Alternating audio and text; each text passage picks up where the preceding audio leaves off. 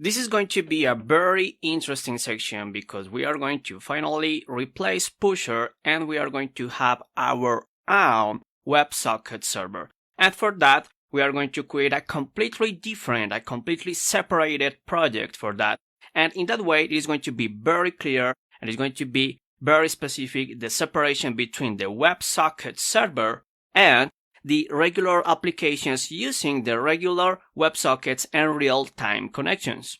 In the architecture that we originally verified about real-time connections, we have already created different components. We have the Laravel side where we have dispatching the events on real-time and the client side where we created several applications, the game, the real-time notifications, the chat, etc. But now we are going to play a little with the real-time service. Remember, we are currently using Pusher, but now we are going to replace this with our own real-time service. We are going to deploy a different project with Laravel WebSockets, which is going to allow us to have a completely new and different real-time server to replace that. So we are going to have a very own architecture where every single component, the Laravel real-time broadcasting, the Laravel views, and the JavaScript components with Laravel Echo to interact on real-time with the users, and finally, during this section, the real-time service in our own way. So let's just start with that, and we are going to do that is to create a new project using our command prompt, of course. And once we are there, we are going to use Composer, create project, and we are going to create, of course, a new Laravel project. And we are going to call that WebSockets server. Let's press enter. So, of course, Composer is going to obtain the Laravel structure and it is going to obtain all the dependencies, and we are going to have the capability to configure and change the current structure. So, let's to open that specific location, the WebSocket server, using our code editor, Sublime, or any other that you are using. Let's go to Open Folder, and let's to open the WebSocket server folder, and of course, there we have the current structure of Laravel. So there you have the environment file, where we are going to have the app key once the installation process is done, as you can see here.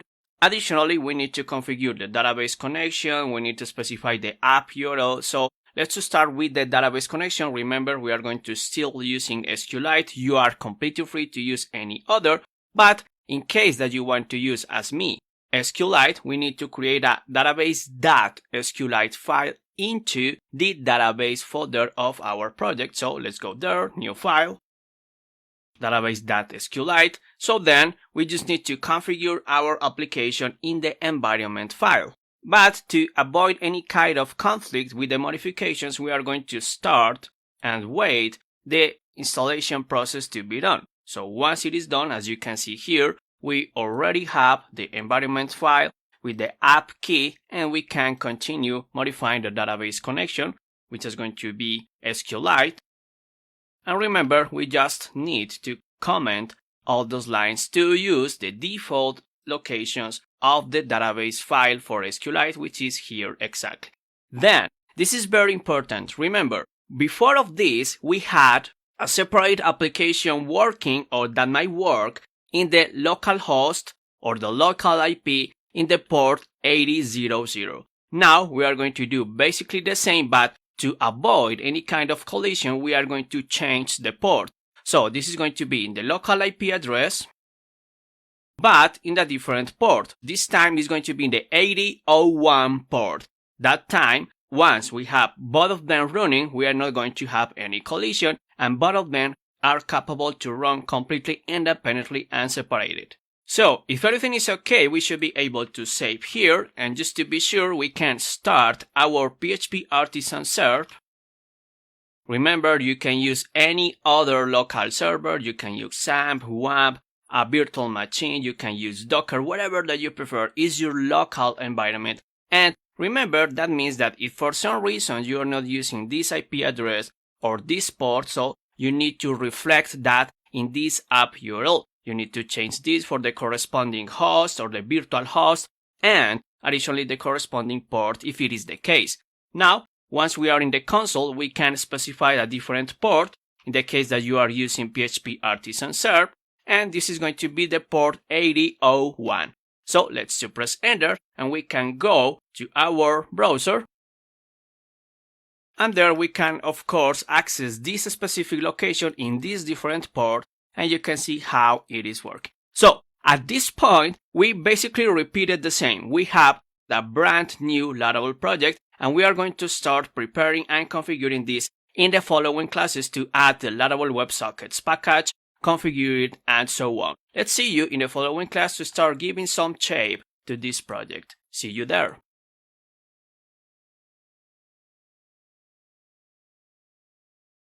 The first step to transform our Laravel project into a WebSocket server is, well, to install the Laravel WebSockets package. Yes, there exists a package that is going to allow us to transform our current Laravel application not only to receive HTTP requests as usual, but additionally to receive WebSocket connections on real time, of course. So let's do search a little about this, because this is going to be a very detailed documentation that you can use as a reference, and of course it's going to allow us to introduce the initial steps. Let's do search about Laravel WebSockets. So there you have. This is about the docs beyond code, and there, well, we just need to go to get started and you can have an introduction to this package. Basically, once we have this installed, we can use PHP Artisan WebSocket Serve to get this running and receiving WebSocket connections. But before all that, well, we need to go to the installation details. Basically, we have to use composer require and get access to beyond code Laravel WebSockets package. After that, we just need to publish the configuration of the package and the migrations of the database, both of them immediately, or following one by one as the documentation. So let's just stop here, but you can just check this documentation, verify everything that you need. You can even verify the details about the development and the deployment of this, the configuration, the customization, etc. But we are going to go about this configuration and some additional details during the following classes. For now, let's go to install this with composer require. Once again, this documentation is probably the best guide that you can have. And of course, if you have any question, get in touch with me. And of course, check the GitHub repository for even deeper details. So let's go to our command prompt again in our project location. And we just need to specify composer require beyond code Laravel WebSockets. So let's press enter, and this is going to install the new dependencies. Once it is installed, we can publish the configuration file and the migration file to have access to the table that is going to store all the information related with the statistics of the usage of this package. Once it is installed, so we just need to verify exactly this. We need to publish the vendor specific configuration. So let's put this in our command prompt, but we don't need the additional elements like the provider or the tag, because we are going to have that immediately with this command. So if you press enter here with vendor publish, you will have an assistant, or basically a wizard, which is going to ask you what do you want to publish. So you have tags or you have providers. If you select the provider, it is going to install everything related with this vendor. But if you select tags, so well, you are going to have, for example, the configuration file or the migrations. But just to be short, we just need to specify the provider. Be sure that you select this specific provider, which in this case is the number 1. Of course, this can change in your project if you have any other provider or any other dependency. So be sure that the number that you are going to input there corresponds with the Laravel WebSocket 1. So in this case is the number 1, of course. Let's input that and press enter. And as you can see, it is just installing the websockets.php configuration file and the migration related with the statistics of this project. So let's go there to the location of these files. There we have in config WebSockets. There you have all the configuration that you may have. You can customize a lot of things. We are going to modify some of them, but not all of them. Remember, you can check this by your own. You can check the documentation or ask me anything in case that you need to know any detail about all the additional capabilities of this configuration. And additionally, you have in the database migrations, the new migration which is called WebSockets statistics entries. And as you may imagine, this is just going to take a record of the connections, the WebSockets message counter, the API message as you can see here. And this is going to show you, as we are going to see in the last class of this section, how it is going to work with the statistics. Now, the good thing here is that Laravel WebSocket server, and as you can check in the documentation, is basically a replacement of Pusher. So once we have Pusher perfectly configured in our project, as we did in the previous sections, we are going to basically just need to say, hey, we are going to use Pusher, but in a different, let's say, host or in a different port, and everything is going to work exactly the same. You don't need to change the way to send messages or the way to send requires, etc. This is going to work exactly the same with the JavaScript dependencies of Pusher and the same of the SDK or the Pusher server that you have in your Laravel project. So this is a good news because basically we just need to modify or customize the host and the port of the application for that. So once it is done, let's verify if everything is working, and the first step is to run the migrations because remember, we have a new migration. So let's use PHP artisan migrate. And this is going to, of course, run the original migrations of Laravel, which is okay. We don't have any problem with that. And additionally, especially the WebSocket statistics migration. Once we have this, the following step is to check with PHP artisan the commands that we have, and there we have a new group of commands for WebSockets. You have WebSockets clean, which is going to be executed if you prefer regularly in a schedule. You can create that schedule, or you can manually run this, and this is going to remove the statistics that are older than, for example, 16 days or wherever that you can configure in the configuration file, of course. And most important, we have the WebSockets serve command, which is going to, of course, initialize the WebSocket server that we need to use. So if we use this, you can see how we immediately have a WebSocket server running or basically listening for WebSocket connections in the port 6001. So congratulations, at this point your Laravel project is perfectly capable to receive WebSocket connections, but we need to configure some additional things. For example, which applications can connect to this WebSocket server and what credentials are going to be considered valid? Well, we are going to resolve that in the following classes to make it working perfectly. See you there. It is time to configure a little the list, or basically the only application that can connect to our WebSocket server. Yes, we need to configure which applications can get access to our WebSocket server and additionally the credentials that applications can use. So that can be done, of course, as you can imagine, in the configuration file in config websockets.php.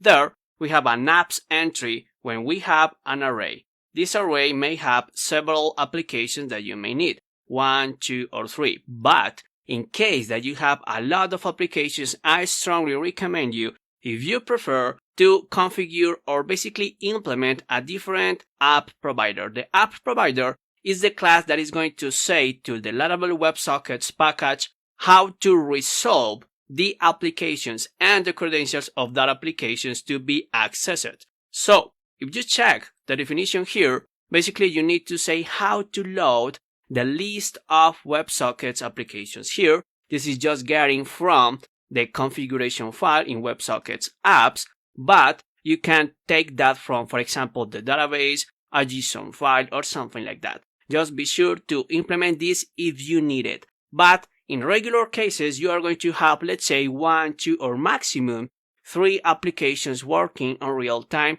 depending on the server. So you probably are going to be fine with this, but remember, you just have this other alternative. So we are going to have only one application, and there we can specify the ID, the name, the key, and the secret. Optionally, we can specify the path, the capacity, the client message is going to be enabled or not, and the same for the statistics. So the first one is going to be the identification, the same for the key and the secret, that are going to be used to establish the authenticity of a request to connect to the WebSocket server. So let's establish a name. For example, we are not going to use an environment value. So let's just say, for example, that the name is going to be real-time apps. Of course, can be anything that you prefer. Then, as you can see, the ID, the key, and the secret, all of them are coming from pusher environment variables, that we are going to have that in the .env file, as you can see here. So there we can specify, for example, that the pusher app ID is the number 1. Of course, you can use something different, a random number or number 10, whatever, that is going to work. You need to be sure that the credentials that you specify here for every application are going to match later in the client side. It means the application that we were implementing during the previous section are going to match here to get access to this specific server. So let's use, for example, the number 1. We are going to specify the public key. So let's say something like this. Public key 123, and basically the same for the secret key. So this is going to be, instead of public, private, and there we have. About the pusher app cluster, we don't need nothing related with this because our own WebSocket server doesn't use clusters. But even when you can remove this, it is not required. So let's leave this like it is in case that for some reason you need to go back to pusher originally. So once we have the credentials configured, we can use that directly from the configuration of the environment. So this is working perfectly nice here. Then we have optionally the path. The path defines where can we access the, let's say, admin panel, where we can verify the statistics and the usage of this application. Normally, you don't need to modify this because you have, in fact, a global configuration for this, which is preferable to use, but of course, you have the capability to specify that application by application. Then you have the capacity, which is default null, which means you don't have any limit on the capacity, but of course, you can modify this to say, hey, I'm just going to accept 100 simultaneous connections or something like that. Then we are going to enable client messages is preferable, but the recommendation is to keep these fields. This is going to allow, if you put it on true, direct connections or basically communication between clients connected to the WebSocket without passing through our Laravel application. This is going to work if you change that to true, but we are not using that and it is not recommended. In fact, the pusher applications have that configuration disabled by default as well. So again, we don't need to use it, so probably you are going to be fine keeping that on fails. And finally, we can enable the statistics. This is default by true because, well, we just want to know the usage statistics of this application, but of course, you can just disable that to save some time or some resources if you prefer. So, once it is done, the only thing that you need to be sure is to stop the current servers, the HTTP one and the WebSocket one, to take that into consideration, these changes in our configuration into account after starting them again. So we are just going to stop them because we are going to start those again in the following class. So for now, let's go there. We are going to stop the HTTP server and we are going to do basically the same for the WebSocket server. So let's go there. Press Ctrl C to stop the process and exit. At this point, once we go again and start the HTTP PHP artisan server and the WebSocket server, those new configurations are going to be taken into account. Let's use and configure our application on the other side in the following class. See you there.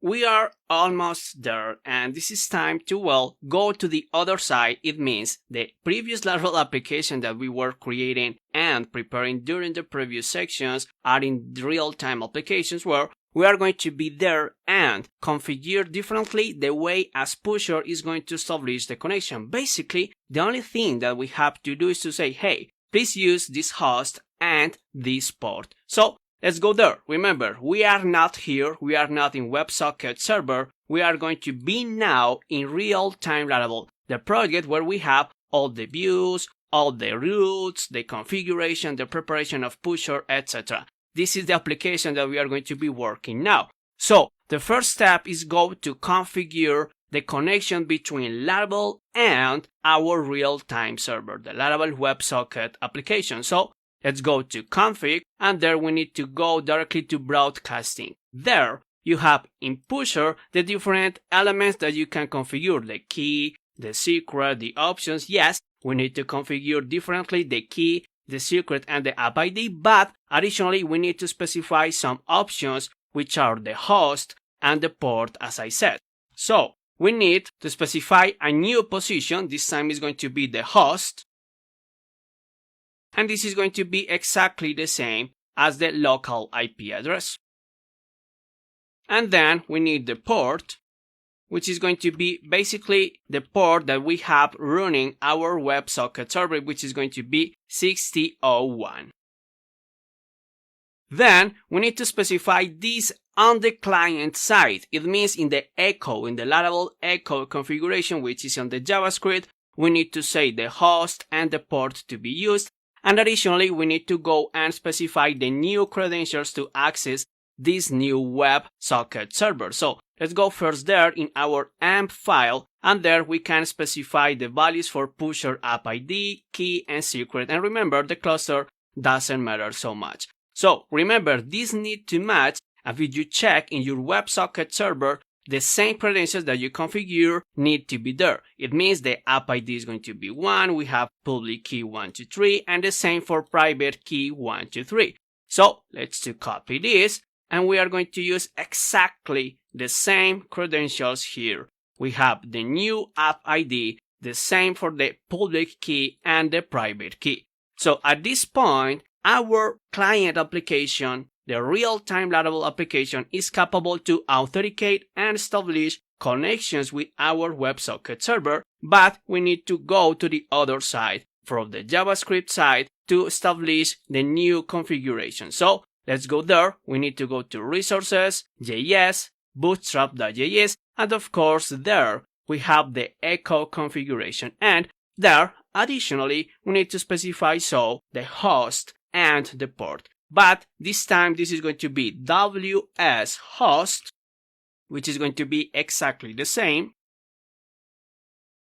And then we have WS port, which is going to be 6001. Then we need to disable the encryption. So let's put this as failed, because currently we don't have security certificates, we don't have nothing related with secure WebSocket connections that can be configured in a different way. You can of course check the documentation if you prefer, but for now this is going to be disabled because we don't have nothing related with security at this point. Then we need to specify optionally a new entry, which is going to be disable stats, which is going to be true, which means that we are not going to send stats not to our WebSocket server, but to pusher. Yes, this is related to pusher, so we are just disabling the stats to pusher because this is not going to be used anymore. So once it is done, remember, we just changed the JavaScript, so that means that we need to go to our command prompt and recompile our asset. So let's run npm run dep. And yes, at this point, if we don't fail it, everything should be working perfectly. So we are going to start all of our server. So let's use this PHP artisan serve here. Remember, we are in our regular client. This means real-time Laravel. So this is going to run in the default port, which is the 8000. Then we need to go to our server side. We are now on WebSocket server. Let's open the first command prompt there, and we are going to use PHP artisan serve, but we need to specify a different port to avoid any kind of collision. So let's specify 8001 here. And finally, but of course, not less important, we need to specify and run our PHP artisan WebSocket server. And for that, we need to use PHP artisan WebSockets serve. So at this point, we are capable to receive real-time connections. We are capable to verify if everything is working perfectly in our Laravel project. And of course, additionally, as you can see here, we have an HTTP server which is capable to run and show different notifications and of course work in the regular way, as we are going to see in the following class. For now, let's go to our regular application, which is going to be on in the local IP address and the port 8000. So if we go there, you can open the console just to be sure everything is working, and you can see a very good news here because we are getting the regular forbidden connection because the user is not logged in. In fact, if you check the console of the Laravel WebSocket server, you can see some messages saying, hey, there is a trial to establish a connection, there is some messages, there are some configurations established, and that means if we log in using any of our users, we can go, for example, to the chat, and there you can see how everything is working perfectly, and you can verify how you have a debug console here showing you the details about the messages, the connections that are being established, and everything should be working exactly the same. So you are free to verify every single application that we created during the course. I assure you that this is going to work because we just replaced our pusher with our own WebSocket server, but everything is still the same. We're still using the same pusher protocol, but we only changed the host and the port of these connections, making it possible to work with our own local WebSocket server. That's all. Congratulations. Let's see now in the following class how to validate the statistics and see the graphs of the usage of our real-time applications. See you there.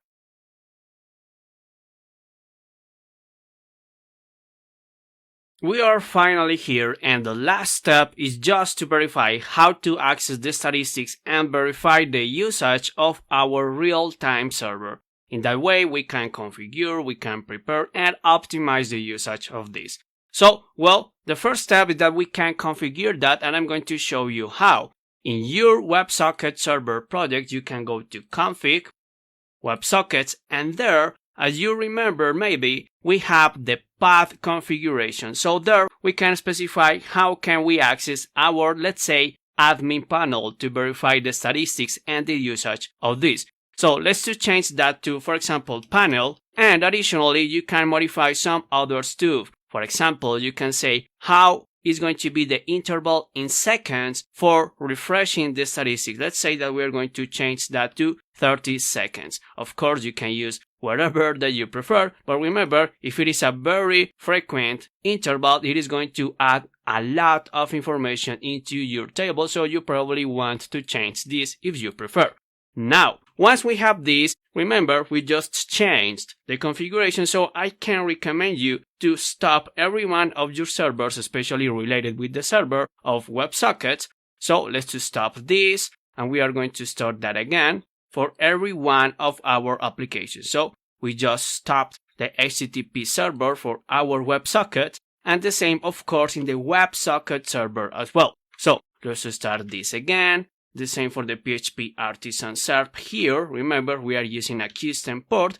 And additionally, if you prefer, we can stop and start again. This is very important to start it again, of course, even when we didn't change the configuration, the regular application where we have our chat, our game, and any other of our real-time applications. So once it is done, we can go back here. You can refresh. We are now here. We are checking the current connection. I just refreshed to reestablish the connection with the WebSocket server as we stopped that. And then we can open our WebSocket server in the port 8001.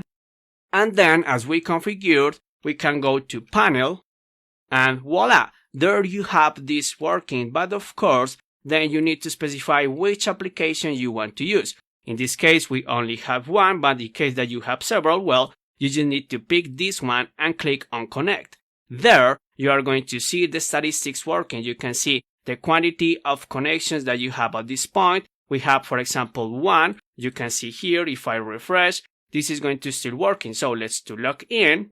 Let's go back to the chat.